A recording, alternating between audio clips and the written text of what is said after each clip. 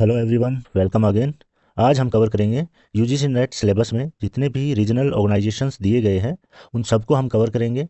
Up to date उनको cover करेंगे। एक बोनस के रूप में जो ब्रिक्स पॉलिटिकल इकोनॉमी का ऑर्गेनाइजेशन है उसको भी इंक्लूड कर लिया गया है। और इस वीडियो के एंड में अभी जो सबमिट हुए हैं, रिसेंट सबमिट है, वो भी इंक्लूड कर लिए गए हैं। तो चलिए शुरू करते हैं।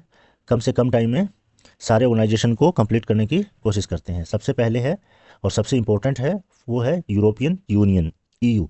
सबसे पहले आपको ध्यान रखना है इसका जो हेडक्वार्टर है ब्रुसेल्स में है।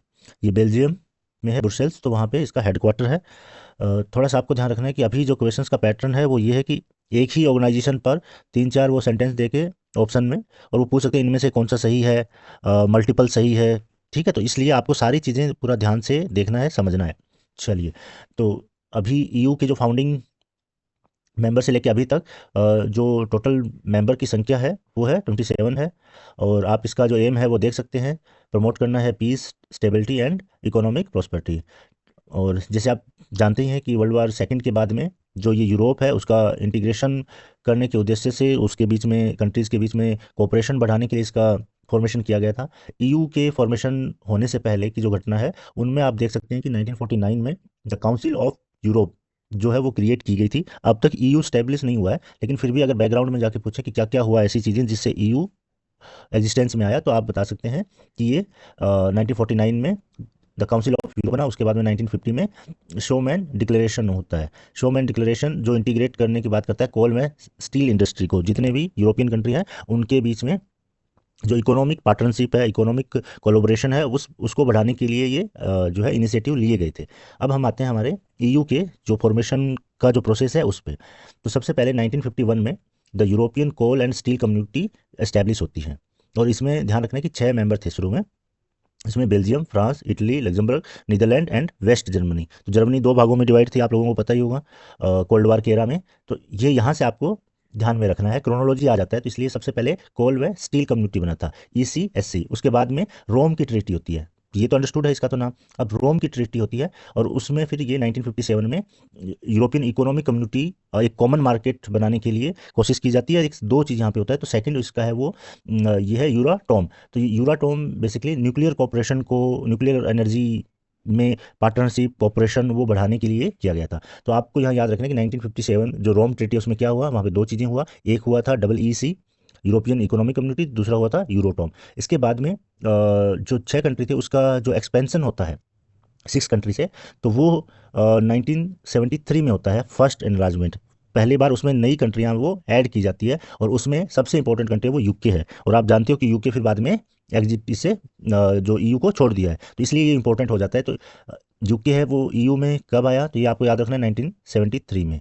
और उसके साथ साथ में डेनमार्क और आयरलैंड ने भी ज्वाइन किया था। ठीक है, यहाँ तक इनका हो गया। अब इसके बाद में देखते हैं क्या मेजर और इवेंट्स हुए थे। 1986 में एक सिंगल यूरोपियन एक्ट बनता है, SEA। वो एक सिंगल मार्केट की, कॉमन मार्केट की बात करता है। ठीक है, इसके बाद में जो मेजर जो अटेम्प्ट है, इनिशिएटिव है, वो लिया जाता है 1992 में, मास्ट्रिच ट्रीटी। और इस ट्रीटी के तहत जो EEC जो बना हुआ था उसको बदल कर यूरोपियन यूनियन, जो आज के प्रेजेंट रूप में हम देखते हैं, जो टर्मोलॉजी यूज करते हैं, वो बन गया है। तो ये आपके लिए बहुत इंपॉर्टेंट हो जाता है कि अभी जो प्रेजेंट में ईयू है वो कब बना, तो 1992 में मास्ट्रिच ट्रीटी से बना था। इस संधि के तहत ईयू है वो हमारे सामने आता है। और इसमें क्या इंट्रोड्यूस किया जाता है, economic and monetary union, EMU भी यहाँ पे जो है वो इंट्रोड्यूस किया जाता है, एस्टेब्लिश किया जाता है। ये जो हाईलाइट कर रखा है रेड वाला, ये आपके लिए मस्ट है एग्जाम के पॉइंट ऑफ व्यू से। और इसके बाद ये आपके लिए इंपॉर्टेंट है। और जो ये जो ब्लैक में कर रखा है वो भी आपके लिए इंपॉर्टेंट है, लेकिन ये जो रेड वाले को आपको बिल्कुल भी जो है वो मिस नहीं करना है। और मिस तो आपको किसी को भी नहीं करना, लेकिन रेड वाला आपके लिए और भी ज़्यादा मस्ट हो जाता है। ठीक है, चलिए, क्योंकि कम टाइम है इसलिए मैं इसको अलग अलग कैटेगरी में कर दिया कि कम से कम आप ये तो आप रिकॉल कर पाओ। यहाँ पे क्या होता है कि यहाँ 3 पिलर है वो एस्टेब्लिश किए जाते हैं। ठीक है, वो देख रहे हो, यूरोपियन कम्युनिटीज़ बनाना है, जो इकोनॉमिक कम्युनिटीज़ होगा उसमें common foreign and security policy है, जो इंटरनेशनल जो इन रिलेशन होगा उसको देखेगा, जस्टिस एंड होम अफेयर है, जो इंटरनल ईयू की जो कंट्री है उनके लिए है। ठीक है, इतना ज़्यादा इंपॉर्टेंट नहीं है। इसके बाद में होता है 1997 में अम्स्टर्डम ट्रीटी।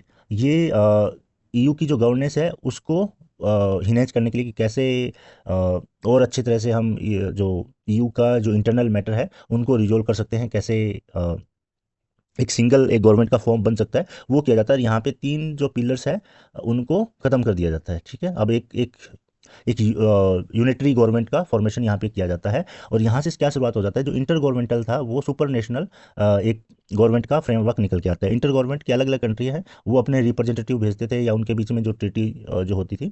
अब यहाँ पे सब कंट्रियों के बीच में एक ऐसे एक बॉडी, उनकी एक पार्लियामेंट जो बन गई, वो रूल करेगी। अलग अलग कंट्रियों का एक जो है वो वहाँ पे सबमिट नहीं होगा, एक इंस्टीट्यूशनलाइज उसको कर दिया है, ठीक है। तो इस ट्रीटी को आपको ध्यान रखना है। इसके बाद में 1999 में होता है यूरो का इंट्रोड्यूस करते हैं। यूरो आप जानते ही होंगे। तो पहले इलेक्ट्रॉनिक होता है, उसके बाद में 2002 में जो करेंसी के रूप में फिजिकल करेंसी है वो लॉन्च कर देते हैं। और ये अभी भी केवल 20 कंट्री है उन्होंने इसको अडॉप्ट कर रखा है। तो ठीक है, तो टोटल कंट्री में से 20 कंट्रियों ने अडॉप्ट कर रखा है। इसके बाद में सबसे बड़ा जो एक्सपेंशन होता है ईयू में, वो होता है आपका 2004 में। वहाँ पे 10 कंट्री है वो इंक्लूड की जाती है।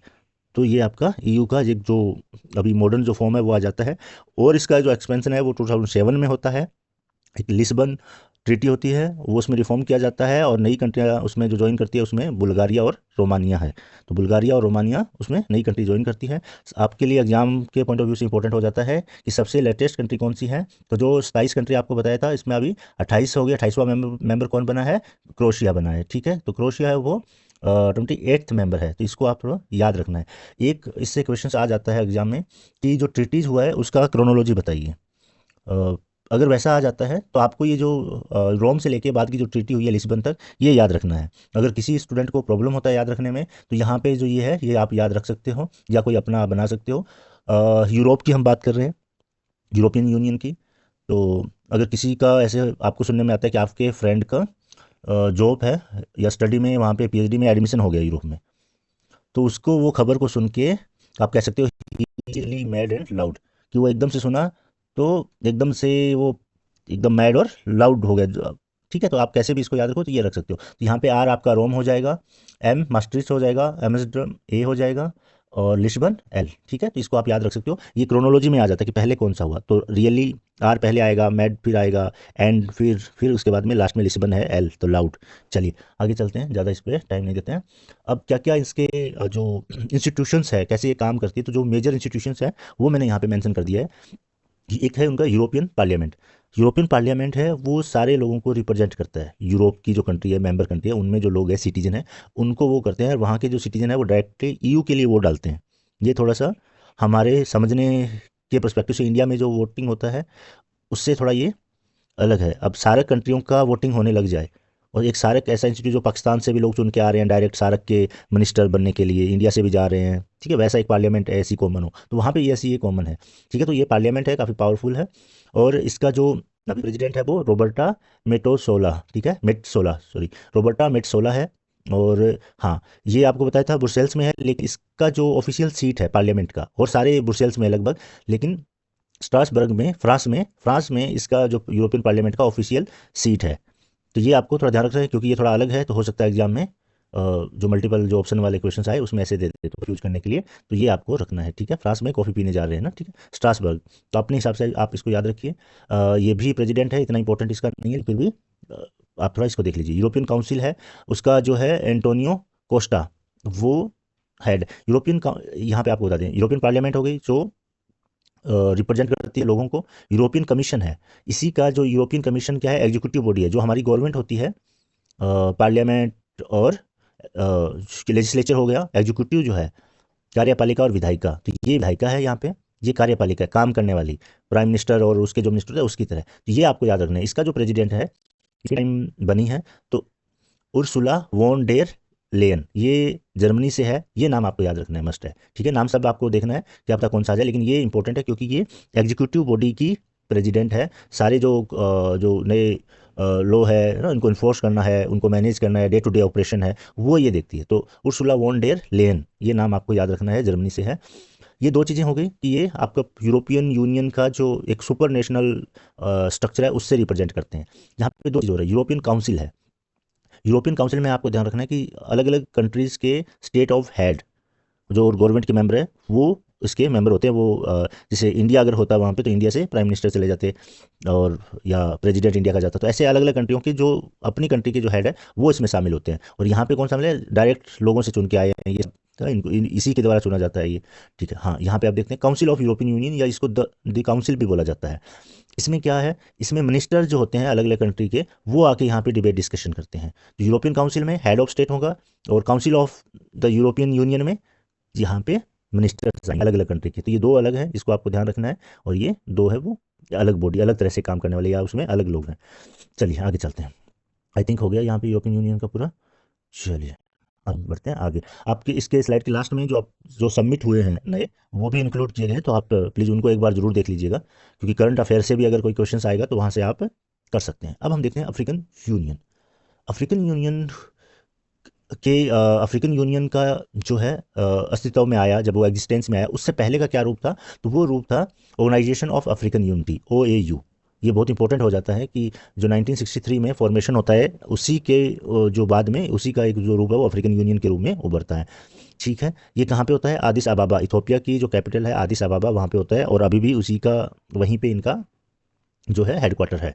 ठीक है, इसमें तब फाउंडिंग मेंबर 32 जो स्टेट थे, कंट्रीज थी, वो थी। और तब इनका मोटा था जो के खिलाफ जो स्ट्रगल है उसको तेज करना, और प्रमोट आपस में जो कंट्री जो लड़ रही है उनमें सोलिडरिटी को बढ़ाना, सहयोग को बढ़ाना, और जो उनकी सॉवरेनिटी है, जो उनकी आज़ादी है, फ्रीडम है, उसको बनाए रखना। क्योंकि वो दौर आप जान रहे हो कि जब वो कंट्रियाँ जो है 1960s में ना लिबरेशन का डिमांड कर रही थी, आज़ाद हो रही थी। ठीक है, अब इसके बाद जो मेजर जो इसमें डेवलपमेंट होता है वो है 1999 में। ये है सिरते डिक्लेरेशन, ये लीबिया में है। और यहाँ आके जो OU है इसको और मजबूत और इफेक्टिव बनाने के लिए डिस्कशन किया जाता है, और उसी का रूप है कि फिर 2001 में 2001 में इस्टेब्लिशमेंट होता है AU का। ठीक है, और इससे रिलेटेड जो कंस्टिट्यूटिव एक्ट है वो अडॉप्ट कर लिया जाता है। ऑफिशियली जो फॉर्मेशन है वो 2002 में, 2002 में साउथ अफ्रीका के डरबन में होता है। तो आप समझ में आ रहा है 1963 से शुरू हुए, आदिस अबाबा में इनका हेडक्वार्टर था। 1999 का जो सिरते डिक्लेरेशन है उसमें ये मेजर डिसीजन लिया जाता है कि इसको और मजबूत किया जाएगा। उसके साथ साथ में इसका नाम भी चेंज हो जाता है, और वो नाम है वो अफ्रीकन यूनियन बन जाता है। चलिए बहुत अच्छा। अब हम देखते हैं इसका क्या ऑर्गेनाइजेशन की स्ट्रक्चर है। एक EU के साथ में इसका आप कंपेयर कर सकते हैं कि कैसे इसमें है। तो EU की तरह ये रोबस्ट जो है इतना डेवलप नहीं हुआ है, लेकिन यहाँ पे क्या है, एक assembly of the African union है। तो असेंबली में कौन शामिल है, यहाँ पे हेड ऑफ स्टेट।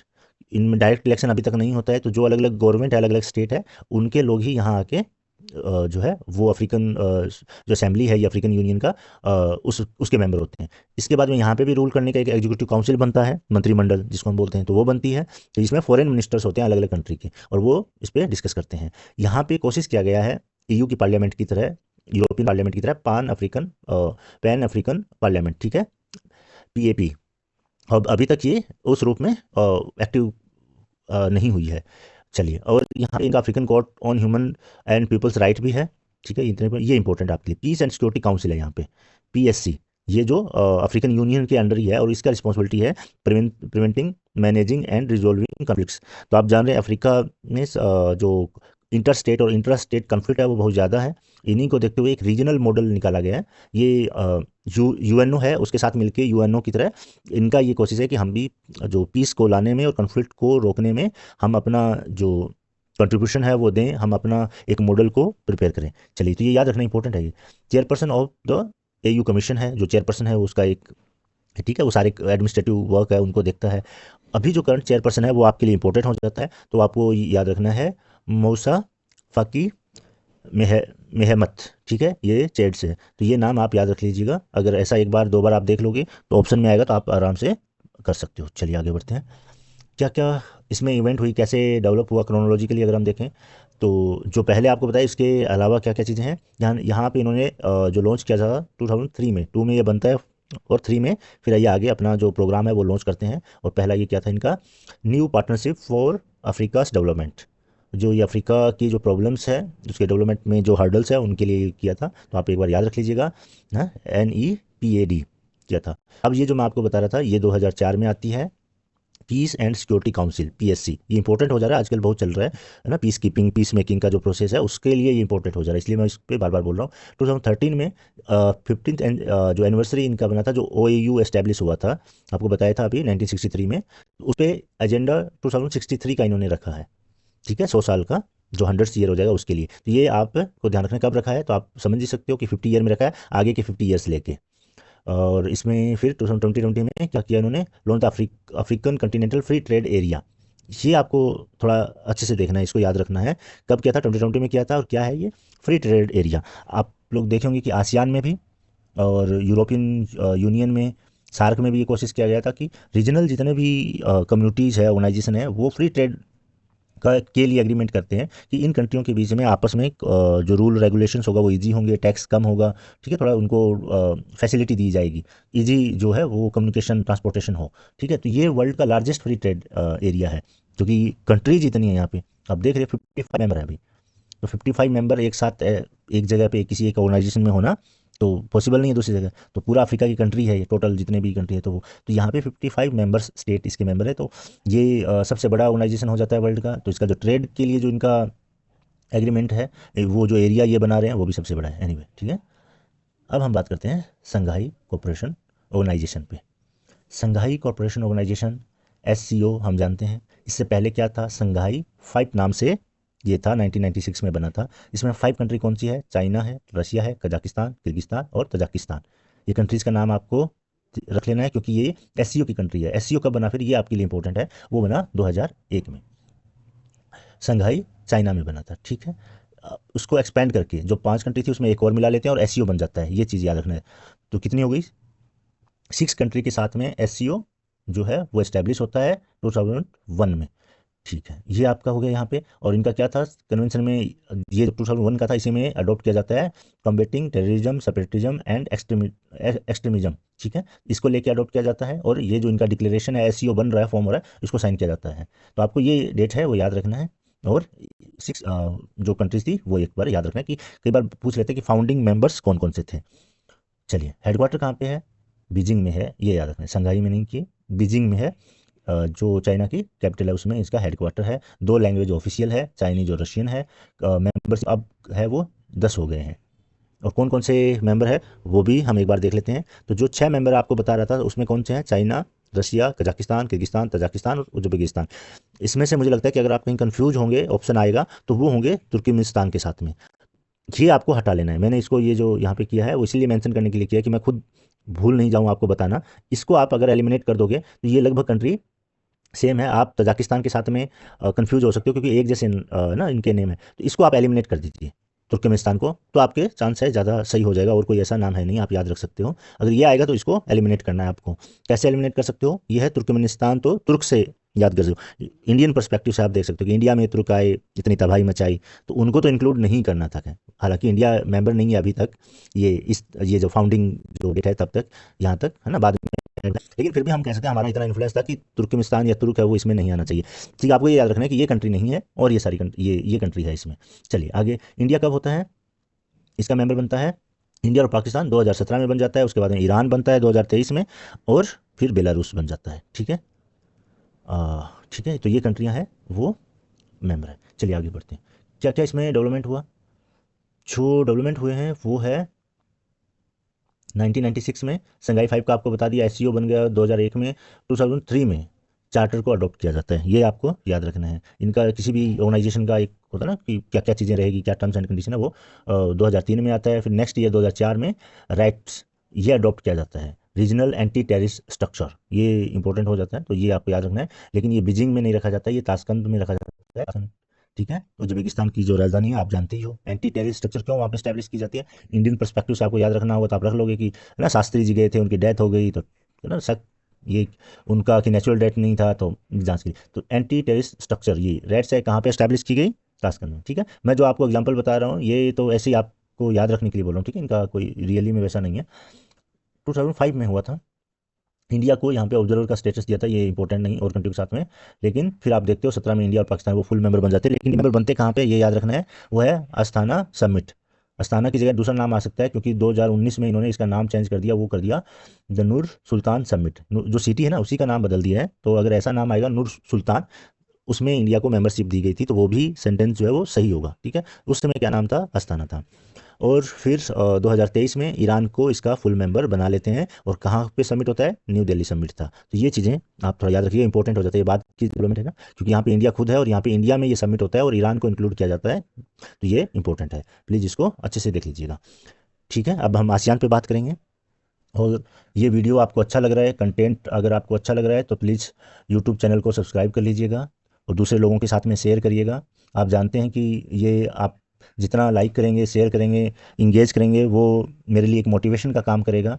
ये चैनल अभी नया नया ओपन किया है, तो मैं ये देखना चाह रहा हूँ कि आप लोगों तक मेरी ये जो बात है वो कैसे पहुँच रही है ना। मुझे भी अच्छा लगेगा, कोई पेड कोर्स नहीं है, जो पेड कोर्स दे रहे हैं वो सेम यही मटेरियल ना प्रोवाइड करते हैं, तो आपको फ्री ऑफ ये कोर्स मिल रहा है, तो इतना तो आप लोग कर सकते हैं कि आप इसको शेयर करके अपने दोस्तों को बता के, और है ना मेरे जो इस चैनल का और मेरा ये सपोर्ट कर सकते हैं, ठीक है।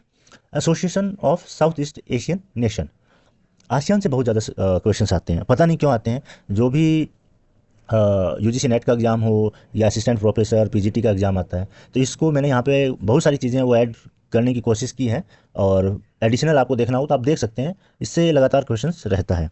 चलिए, आसियान का है, आप जन्म कब होता है, इस्टेब्लिश होता है ये 1967 में, और किससे होता है, बैंकॉक डिक्लेरेशन, ठीक है। ये याद रखना है, सबसे पहले ये किससे होता है कि वहाँ पे कोई मीटिंग होता है, वहाँ पे जो डिक्लेरेशन वो लेते हैं 1967 में, उससे ये जो इस्टेब्लिश होता है। और इसका जो फाउंडिंग मेंबर है वो इंडोनेशिया, मलेशिया, फिलीपींस, सिंगापुर और थाईलैंड है। और इसका क्या है, ये economic, social, cultural, technical, educational जो जितने भी फील्ड हैं और पीस एंड स्टेबिलिटी बनाने का है। हेडक्वार्टर कहाँ पे है, ये इंपॉर्टेंट है, जकार्ता इंडोनेशिया में है। तो इस्टेब्लिश कब हुआ, कहाँ हुआ, किससे हुआ ये, और कहाँ पे इसका हेडक्वार्टर, ये तीन चीज़ें यहाँ पे आपको मस्ट है याद रखना है, और आगे बता देंगे। थोड़ा सा यहाँ पे मैंने ऐड कर लिया है हटके इसमें कि इंडिया और आसियान का, क्योंकि इंपॉर्टेंट है, बार बार आ रहा है, तो कुछ एक की पॉइंट मैं बता देता हूँ। और तो आप जो इंडिया का फॉरेन पॉलिसी वाले पार्ट में ना पढ़ ही रहे होंगे। यहाँ पे सबसे पहले इंडिया लिबरलाइजेशन अडॉप्ट करता है, तो उससे याद रख सकते हो 1992 में इसका सेक्टरल डायलॉग पार्टनर बनता है। 1996 में अपग्रेड होकर फुल डायलॉग पार्टनर बन जाता है, और 2002 में फर्स्ट इंडियन आसियान समिट होता है। ये याद रखिएगा, पहला जो इंडिया आसियान समिट होता है कंबोडिया में, वो 2002 में होता है। और उससे भी ज़्यादा इंपॉर्टेंट 2014 में India join the East Asia Summit, EAS, as a founding member. जो ये बनता है EAS, उसका ये इंडिया वहाँ पे ज्वाइन कर लेता है। तो ये आपके लिए बहुत इंपॉर्टेंट है, इसमें रेड किया है तो मैं बार बार मुझे बोलना नहीं चाहिए कि जो जो मैंने हाईलाइट किया उसको आपको थोड़ा स्पेशल अटेंशन देना है। और 2023 में क्या होता है, इंडिया आसियान समिट होता है जकार्ता में। ये इसलिए इंक्लूड किया है कि ये करंट का है ना, रिसेंट यही हुआ है। तो ये दो तीन चीज़ें हैं आपको, 2002 का, 14 का और 2023 का, ये तीनों चीज़ याद रख लीजिएगा।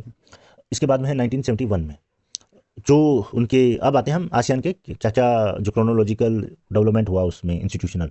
तो 1971 में होता है zone of peace, freedom and neutrality, कि ये जो हमारा एरिया है वो शांति के लिए, आज़ादी के लिए और बिना किसी पक्षपात वाला एरिया रहेगा। एक ऐसा डिक्लेरेशन इनके ये जो कंट्रीज है वो करती है, ठीक है। कब होता है, 1971 में। अगर ऐसा आए ZOPFAN तो आपको याद रखना है। इसके बाद में होता है, क्योंकि बहुत बार क्रोनोलॉजी आ जाती है इसलिए मैं इसको बता रहा हूँ बार बार, ठीक है। 1976 में होता है फिर बाली समिट।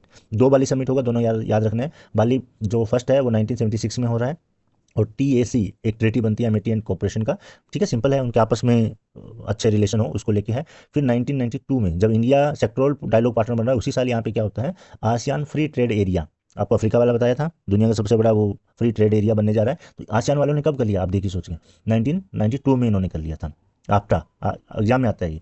फिर इसके बियॉन्ड उन्होंने आसियान रीजनल फोरम बना लिया है, ARF, ये 1994 में बनाया है। 1997 में आसियान विजन ये अपना निकालते हैं, ये इतना इंपॉर्टेंट नहीं, ये सबसे ज़्यादा इंपॉर्टेंट मुझे लगा, the south east Asian nuclear weapons free zone. Nuclear weapons free zone है वो दुनिया में बहुत कम है ना, आपने देखा होगा 5-6 ही है वो, इसमें से एक इस रीजन में है। जैसे एक अफ्रीका का हो गया ना, अलग अलग जो एरिया का है वो आपके IR वाले पार्ट में अलग से आता है। इसमें आपको देखना है कि ये जो यहाँ का है वो कब बना, 1995 में बना है, और जो इफेक्ट हुआ ये 1997 से, ठीक है, इफेक्ट में आया। तो ये आपको याद रखना है कि ये न्यूक्लियर फ्री जोन कब बना, आसियान कंट्री का जो रीजन है वो, तो 1995 में, ठीक है। बाली सेकंड होता है कनकॉर्ड, तो ये है 3 में। और ठीक है, ये कम्युनिटी बनाने का है कि इसमें पॉलिटिकल सिक्योरिटी कम्युनिटी हो, इकोनॉमिक हो, सोशल सोशियो कल्चरल कम्युनिटी बने, ठीक है। आप क्रोनोलॉजी याद रखना, इसमें क्या है वो ज़्यादा इतना इंपॉर्टेंट है नहीं। न्यूक्लियर फ्री जोन वाला आपको पता ही है, फ्री ट्रेड एरिया का आपको पता है, रीजनल फोरम आप जान ही रहे हो क्या इसका मीनिंग हो सकता है। यहाँ पे भी इनका चार्टर आता है बहुत बाद में, आसियान उसका था ना SCO का, तो इसी तरह इनका भी जो लीगल इसको एक फ्रेमवर्क देते हैं, और कब आता है 2007 में आता है, और 8 में ये फोर्स में आता है फिर। तो ये आपको याद रखना, इंपॉर्टेंट होता है चार्टर किसी भी ऑर्गेनाइजेशन का। और फिर 15 में आसियान कम्युनिटी, जो ये यहाँ पे बात कर रहे थे आसियान कम्युनिटी की ये बनाने का, ये आसियान कम्युनिटी ये 2020 तक बनाएंगे, तो वो यहाँ पे 15 में इस्टेब्लिश करते हैं। ठीक है, ऑफिशियली ये लॉन्च करते हैं इकोनॉमिक AEC का जो कम्युनिटी है। चलिए, मेंबर स्टेट से सवाल आते रहते हैं, ठीक है, क्वेश्चंस। तो आपको ये देखने करंट मेंबर्स कितने हैं, 10 है। फाउंडिंग मेंबर पूछ लेते हैं कई बार, तो कम से कम हम जो कंट्री थी फाउंडिंग 5, उनको हम पहले याद कर लेते हैं। Indonesia, Malaysia, Philippines, Singapore, Thailand. कैसे कर सकते हैं आप? देखिए, जब यूरोप में जा रहा था आपका दोस्त, तो उसकी खबर वो सुन के इतना खुशी से क्या हो गया था, रियली मैड एंड लाउड हो गया था। ये समझ में आया? अब अगर हम ईस्ट एशियन कंट्री की तरफ जाएंगे, इंडोनेशिया है ना, थाईलैंड, बैंकॉक, बहुत लोग जा रहे हैं आजकल, सुना होगा आप लोगों ने, तो वहाँ जाएंगे तो इंडियन है वो तो इंडियन ही दिखाएगा अपना, बोला ना उसको तो वहीं पे जाके भी चाय पीना है, वह भी दूध वाली, ठीक है। तो ये चाय उसको पीना, तो इससे आप कुछ अपने हिसाब से आप कनेक्ट कर सकते हैं, याद रख सकते हैं, और कह सकते हैं कि I must pick sweet tea. अगर बहुत सारे ऑप्शन है तो आप कौन सा उसमें से उठाओगे, कौन सा चूज करोगे, तो आप ये एक सेंटेंस याद रख लोगे, तो ये जो फाउंडिंग मेंबर कंट्री है वो आपको याद हो जाएगा।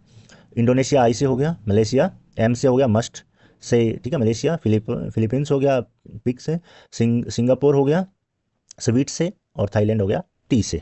अब जितने भी ये कंट्रियां हैं 10, उसमें से आपको फाउंडिंग मेंबर पूछेगा तो आप आराम से बता सकते हो, बस ये रखना है, इतना अच्छा चाय का गिलास भी, कप भी रखा हुआ है। आपको एक चीज़ इसमें से ध्यान रखना है, 2M पे है, म्यांमार है और मलेशिया, तो इसमें मलेशिया वाला करना है, म्यांमार को नहीं है फाउंडिंग मेंबर में।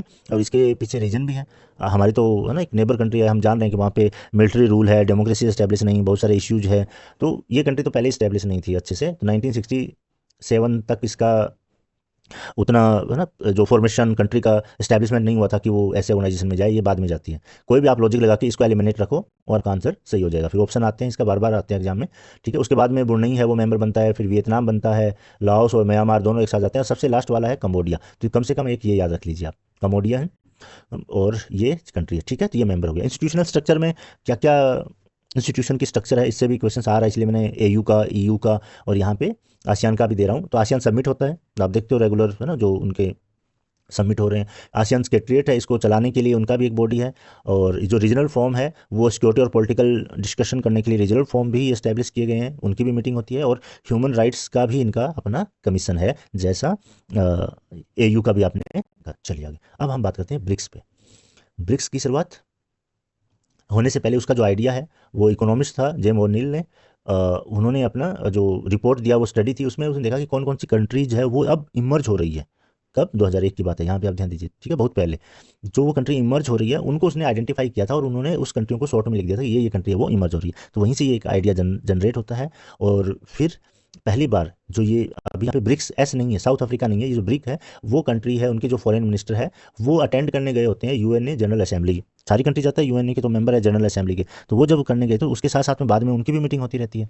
तो ये एक G20 की मीटिंग था, सब लोग आए, तो उसमें फिर मोदी जी है वो फ्रांस के या इटली के जो स्टेट ऑफ हेड है उनके साथ अलग से भी मीटिंग कर लेते हैं। तो ऐसे ही ये फॉरेन मिनिस्टर 2006 में मिलते हैं। 2009 में रशिया में पहला ब्रिक समिट होता है, ब्रिक्स नहीं ब्रिक समिट होता है, थोड़ा सा ध्यान दीजिएगा, ठीक है। तो पहला ये होता है, फिर ये इस पे बात करते हैं कि हमें एक ऐसा इंस्टीट्यूशन बनाना चाहिए जो अभी वर्ल्ड में फाइनेंशियल इंस्टीट्यूशन है उनको रिफॉर्म करे, ठीक है। ये जो पहले से ब्रेटन वुड इंस्टीट्यूशन है वो जो पहले से स्टैब्लिश कंट्री है या कैपिटलिस्ट कंट्री है या कोर की कंट्री है उनके फेवर में जा रहा है, तो ये एक साउथ का एक पर्सपेक्टिव था। नेक्स्ट ईयर है 9 के बाद में 10 में साउथ अफ्रीका भी ज्वाइन कर लेती है, और ये हमारा ब्रिक्स कंप्लीट हो जाता है, ठीक है। देख रहे हैं 2001 में जिम ओ'नील इसका नाम देते हैं, 6 में पहली बार लोग जो फॉरेन मिनिस्टर है ब्रिक कंट्री वो मिलते हैं, 9 में पहला इनका समिट होता है रशिया में, 10 में साउथ अफ्रीका भी ज्वाइन कर लेता है। तो ये कंप्लीट जो आज का ब्रिक्स है वो दिखता है।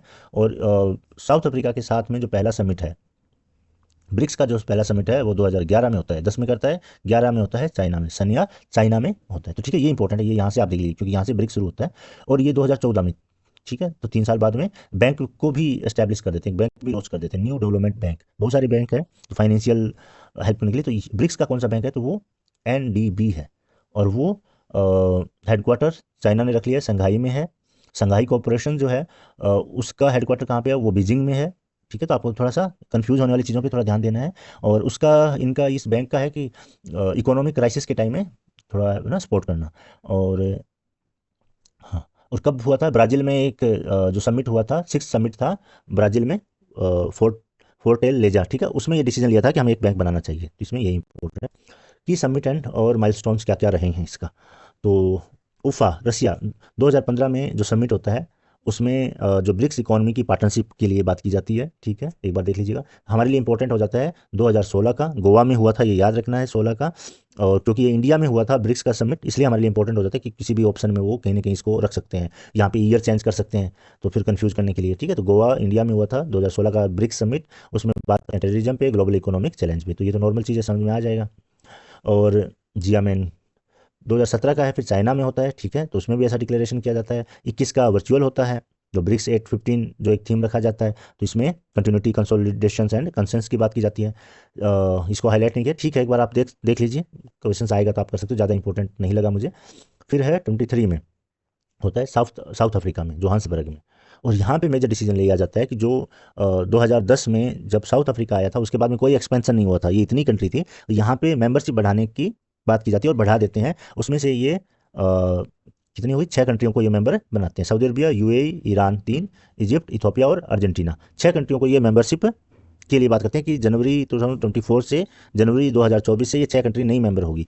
लेकिन इसमें से एक कंट्री है अर्जेंटीना, वो डिक्लाइन कर देती है, क्योंकि वहाँ की जो गवर्नमेंट होती है, जो वो प्रो अमेरिका आप मान सकते हो, तो वो बन जाते हैं, वहाँ का जो प्रेसिडेंट है वो डिक्लाइन कर देता है कि नहीं, हम इसके मेंबर नहीं बनेंगे, ठीक है? तो मैंने इसको ये यहाँ पे ऐसे कर रखा है, तो आप समझ सकते हो, ठीक है? इसको ध्यान रखना है, अगर ऑप्शन में आएगा तो एलिमिनेट करना है, क्योंकि वो ऐसे ही ये कन्फ्यूजन क्रिएट करना चाहते हैं। पहले न्यूज़ चला जाता है कि उन्होंने मेंबरशिप दे दी है, तो ब्रिक्स जो कंट्रीज थी उसके समिट में मेंबर उनको बना दिया था, उनको इनवाइट किया था, लेकिन ये कंट्री आई नहीं है अर्जेंटीना। ये कंट्री आ गई Saudi Arabia, UAE, Iran, Egypt और इथोपिया। आप इसको कैसे याद रख सकते हो? आप इसको याद रख सकते हो कि दो कंटिनेंट, अफ्रीका और जो वेस्ट एशिया है, इसी से ये 5 कंट्री है। तो अफ्रीका से आपको याद रखना होगा, तो 2 ई आ गए, अफ्रीका से 2 ई हमारे पास आ गया। उसमें क्या क्या है, इजिप्ट और इथोपिया है, दो अफ्रीका की कंट्री है। और वेस्ट एशिया अभी इतना कॉन्फ्लिक्ट चल रहा है, वहाँ से कौन सी 3 कंट्री आई है, सऊदी अरबिया, यूएई और ईरान।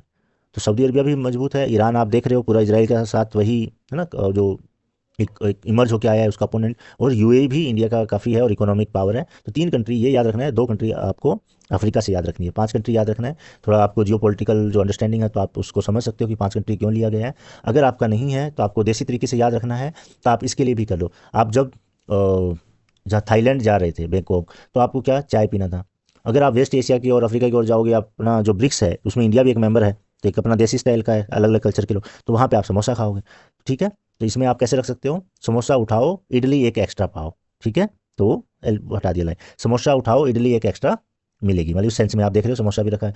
तो यहाँ पे एस पे सऊदी अरबिया, यू पे ये यूएई, उठाओ पे, ठीक है? आई इडली ईरान, एक इजिप्ट, एक ई है एक्स्ट्रा में इथोपिया है, ठीक है? तो आप इसको देख के थोड़ा याद कर सकते हो। और एग्जाम में प्रोबेबिलिटी है आने का, क्योंकि ये अभी एक्सपेंड किया और उस पर काफ़ी डिबेट है। और अर्जेंटीना ने डिक्लाइन कर दिया, वहीं पे जो टर्की है वो इसके मेंबर बनने के लिए अप्लाई करने की मांग कर रही है, पाकिस्तान भी बनना चाह रहा है। तो इसलिए थोड़ा सा इंपॉर्टेंट हो जाता है कि ना ब्रिक्स। चलिए, और काफ़ी ब्रिक्स जो है ना वो काउंटर भी अच्छे से कर रहा है, ये चैलेंज दे रहा है, क्योंकि इसमें आप देख रहे हैं चाइना है, रसिया है, और दोनों कितने बड़े अपोनेंट है इसके, यूएसए का और पूरा यूरोप का। और उसको इतना लेवरेज देना, उसका एक्सपेंशन होना, उनके पावर को बढ़ना, और नई नई कंट्री आएगी तो उनके लिए कितना ये ग्लोबल जो हेजमन है उनके लिए कितना ये चैलेंज है, और डॉलर एम्पायर के लिए कितना चैलेंज है। तो आप ब्रिक्स को अपने से भी और पढ़ लीजिएगा कहीं से भी आपको, तो मुझे लगता है कि इससे क्वेश्चंस आ सकता है, आने की ज़्यादा प्रोबेबिलिटी है। ये जो मैंने रखा है ये तो एकदम निचोड़ जो है, एसेंस है, वो रखा है, इससे काम चल जाना चाहिए। लेकिन आपके पास में अगर टाइम है, आप चाहो तो और भी आप पढ़ सकते हो इस पर, ठीक है? उससे क्या रिलेटेड है, लेकिन मैंने की जो पॉइंट है वो रख दिया है। अब हम देखते हैं कि रिसेंट के जो कौन कौन से सबमिट हुए हैं, क्योंकि करंट अफेयर से भी आना होगा तो उससे आ सकता है। यूरोपियन यूनियन से रिलेटेड जो मीटिंग है, वो यूरोपियन काउंसिल मीटिंग हुआ था, ठीक है? जो अक्टूबर में हुआ था, और ये ब्रुसेल्स में हुआ था, जहाँ पे हेडक्वार्टर है वहीं पे मीटिंग हुआ था, तो इसको याद रखने में कोई आपको प्रॉब्लम नहीं। और अगर एयू की बात करें, तो 7th ordinary session of the assembly of heads of state and government, क्योंकि उनमें तो वही आता है, उनका जो सेशन था वो होता है फैब में, 2024 में। और कहाँ पे, वो भी वहाँ जो हेडक्वार्टर है वहीं पे होता है, तो ये याद रखने में आपको कोई परेशानी नहीं। इनका जो थीम क्या था, educate and skill Africa for the 21st century, ठीक है? शिक्षा और स्किल्स को बढ़ाने का जो 21st सेंचुरी में ये इनका एक अपना थीम लेके चलते हैं। तो ये याद रख लीजिएगा, क्या पता किसी ऑप्शन में दे भी दे। आसियान का क्या था, 19th ईस्ट एशिया समिट, 19वां ईस्ट एशिया समिट होता है, वो अक्टूबर में होता है, ठीक है, और ये लाओस में होता है, वियंटियन लाओस में होता है। तो ये याद रखना है, ये वहाँ की जो हेडक्वार्टर है संगठन का वहाँ पे नहीं हुआ है, इसको थोड़ा सा याद रख लीजिएगा। और ब्रिक्स का जो होता है वो होता है कजान, रशिया में होता है, वो भी अक्टूबर में होता है, और वो इंपॉर्टेंट हो जाता है हमारे लिए। कजान डिक्लेरेशन भी बोला जाता है, जिसमें जो नई कंट्री है उनका वेलकम किया जाता है। और आप देख रहे हो कि यूक्रेन और रशिया का वॉर चल रहा है, तो रशिया का वॉर है वो पूरे यूरोप और है ना यूएसए के साथ में भी हो गया इनडायरेक्टली, तो ये इंपॉर्टेंट है। तो इसलिए यहाँ पे ये रशिया में होता है, कजान डिक्लेरेशन इसमें किया जाता है, ठीक है। तो ब्रिक्स पे आप थोड़ा और देख सकते हो अगर देखना चाहो तो, कुछ लेटेस्ट डेवलपमेंट। एससीओ का समिट मैं थोड़ा सा और इम्पोर्टेंट यहाँ पे इसको कर रहा हूँ कि यहाँ पे एससीओ में क्या है कि पाकिस्तान और इंडिया दोनों है, तो मैंने थोड़ा सा यहाँ पे इसके बारे में डिटेल में लिख दिया है। और चाइना है, तो चाइना आप समझ लो किसका वो फेवर कर रहा है। एससीओ का जो समिट है वो आस्ताना कजाकिस्तान में हुआ था, जिसका नाम अभी चेंज कर दिया, मैं आपको बताया था, लेकिन फिर भी इन्होंने यहाँ पे आस्ताना मेंशन कर दिया। और नया मेंबर बनाया गया है बेलारूस को, ये 10वां मेंबर है, जो मैंने पहले भी मेंशन किया था।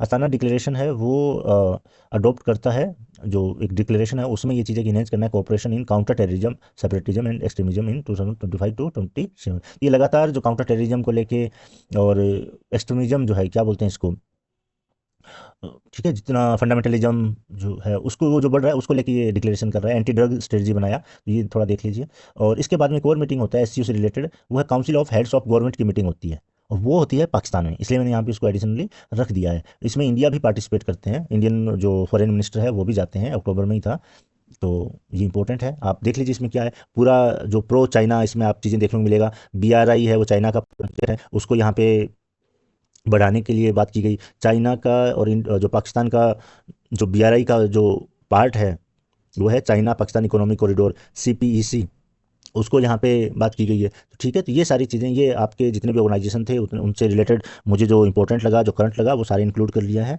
और आई होप ये आपके लिए यूज़फुल होगा, आपका एग्ज़ाम अच्छा हो, इसी आशा के साथ में। ठीक है, अगर मुझे टाइम लगेगा तो फिर आपके एग्ज़ाम से पहले कोई एक और वीडियो में लाने की कोशिश करूँगा। और ठीक है, आज के लिए इतना ही, फिर जल्दी ही नेक्स्ट वीडियो मिलते हैं। एक बार फिर आपसे रिक्वेस्ट है, प्लीज़ चैनल को सब्सक्राइब कर लीजिए और अपने जो साथियों के साथ में शेयर करिए। चलिए बाय बाय, टेक केयर।